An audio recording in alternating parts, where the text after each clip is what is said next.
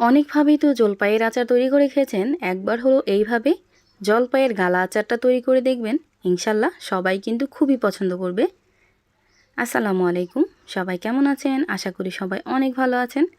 আজকে আমি তৈরি করব জলপাইয়ের আচার। এখন কথা না বাড়িয়ে দেখে নেই আমি কিভাবে এই জলপাইয়ের আচারটা তৈরি করলাম। প্রথমে আমি 1 কেজি পরিমাণ জলপাই নিয়ে নিলাম, আর এই জলপাইটাকে বুটা ছাড়িয়ে খুব ভালো করে ধুয়ে নেব। জলপাইগুলো খুব ভালো করে আমি ধুয়ে নিছি। এখন এই জলপাইগুলো আমি সেদ্ধ করে নেব, এই জন্য একটা ফ্রাই প্যানে দিয়ে দিলাম। জলপাই সেদ্ধ করার সময় আমি হাফ চামচ পরিমাণ এখানে লবণ দিয়ে দিলাম। আর এখন সিদ্ধ করে আবার ফিরে আসছি। 10 মিনিটের মতো খুব ভালো করে আমি সেদ্ধ করে নিছি। আর সেদ্ধ হওয়ার পর এইরকম হয়েছে। এখন আমি জলপাইগুলো সব উঠিয়ে নিব। জলপাইগুলো যখন ঠান্ডা হয়ে যাবে ওই পর্যায়ে আমি জলপাইগুলো হাত দিয়ে এইভাবে ভেঙে নিব। জলপাইগুলো ভাঙা হয়ে গেছে, এখন আমি আচার তৈরি করে নেব। জলপাইয়ের আচার তৈরি করার জন্য প্রথমে আমি এখানে হাফ কাপ পরিমাণ সরিষার তেল নিয়ে নিলাম।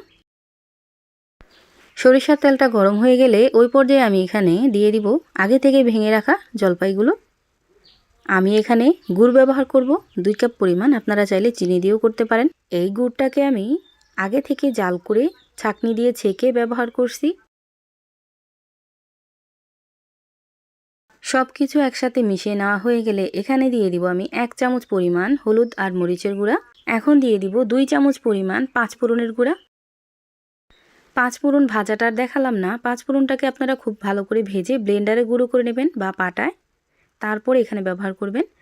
এখন জাল করে সব কিছু একসাথে মিশিয়ে ঘন করে নিতে হবে। জাল করতে করতে অনেকটাই শুকিয়ে গেছে, এখন আমি একটু নাড়াচাড়া দিয়ে দিব। আর এখানে আমি আরও হাফ চামচ পরিমাণ লবণ ব্যবহার করলাম। লবণটাকে আবার খুব ভালো করে মিশিয়ে নিব। জলপাইটা যেহেতু বেশি টক থাকে এই জন্য লবণের পরিমাণটা আপনারা বারবার একটু চেক করে দিয়ে দিবেন।